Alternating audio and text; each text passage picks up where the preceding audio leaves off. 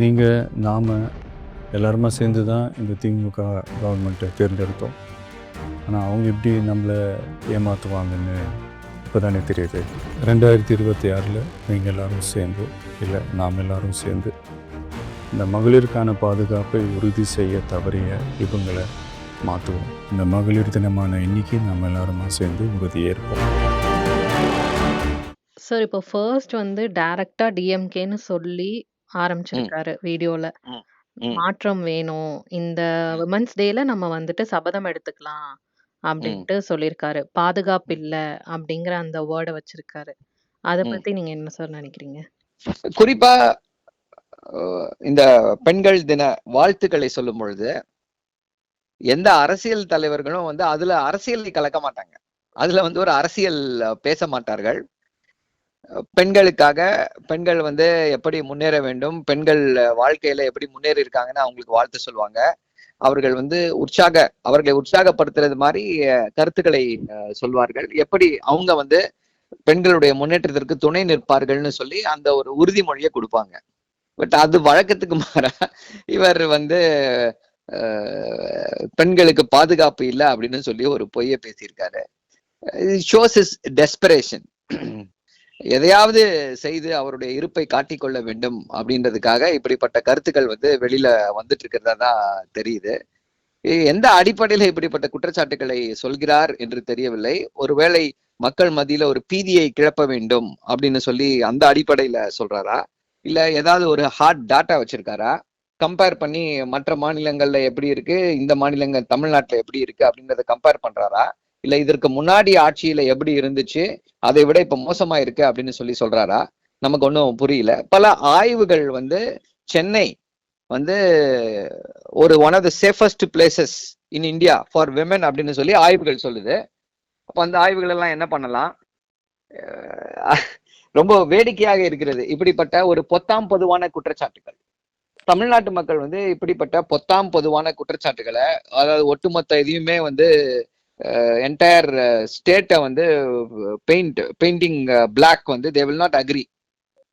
So இது வந்து ரொம்ப துரதிருஷ்டவசமானது இது சார்.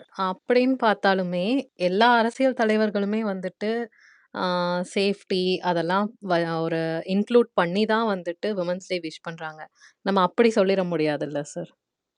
இல்ல, இப்போ சேஃப்டியா நீங்க சேஃபா இருங்க, உங்களுடைய சேஃப்டிக்கு நாங்க உறுதுணையா இருப்போம்னு சொல்றது வேற.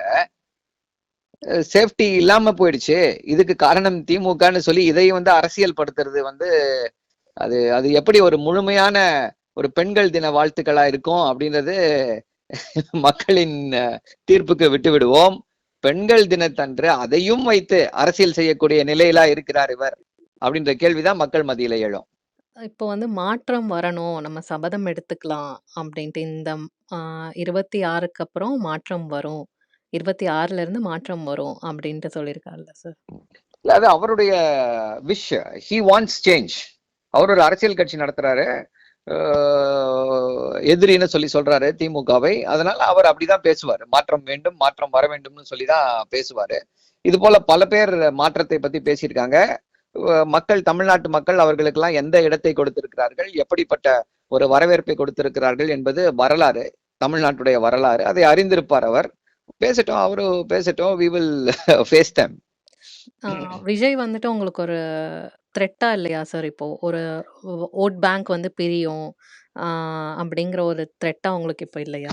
இப்போ தமிழ்நாட்டை பொறுத்தவரை எப்பொழுதுமே வந்து கடந்த 70 இயர்ஸா என்ன அப்படின்னா திமுக அதிமுக தான். இந்த இரண்டு கட்சிகள் தான். இப்போவும் இன்னைக்கும் வந்து திமுகவிற்கு எதிரி யாருன்னு சொல்லி பாத்தீங்க அப்படின்னா அது அதிமுக தான் இருக்கிறது. ஒரு பலம் பொருந்திய எதிரியா யார் இருக்காங்கன்னா அதிமுக தான் இருக்கிறது. இப்போ இவர் வந்து 2024 கட்சியை ஆரம்பித்திருக்கிறார். கட்சியை ஆரம்பிச்சு 2026 ஆட்சியை பிடிப்பேன் அப்படின்னு சொல்லி சொல்றாரு. இது வந்து நம்முடைய வரலாற்றை சற்று திருப்பி பார்த்தோம் அப்படின்னா தமிழ்நாடுடைய வரலாறு யாருமே வந்து 2024 ஒரு 2 வருடம் கட்சியை ஆரம்பித்த 2 வருடங்கள்ல ஆட்சியை பிடித்த வரலாறு கிடையாது. அது திமுகவா இருந்தாலும் சரி, 1950கள்ல கட்சியை ஆரம்பித்து 1967 வந்து ஆட்சியை பிடிக்கிறோம். நீங்க வந்து திரு எம்ஜி ராமச்சந்திரன் அவர்களை எடுத்துக்கிட்டீங்க அப்படின்னா அவர் வந்து ஒரு 20 வருடம் 25 வருடம் திமுகவுல இருந்தாரு. கொள்கை அரசியலை பேசினார். திமுகவுடைய கொள்கைகளுக்காக பல மேடைகளில, நாடகங்கள்ல, திரைப்படங்கள்ல கொள்கையை பேசி வளர்ந்தார். அதன் பின்னர் திமுகவிலிருந்து பிரிந்து போய் கட்சி ஆரம்பித்தார், ஆட்சியை பிடித்தார். செல்வி ஜெயலலிதானாலும் அதுதான். அவங்க கட்சியை ஆரம்பிச்சு உடனே 2 வருஷத்துல ஆட்சியை பிடிக்கல. அதுக்கு பின்னர் கேப்டன் விஜயகாந்த் அவர்கள் இருந்தாங்க.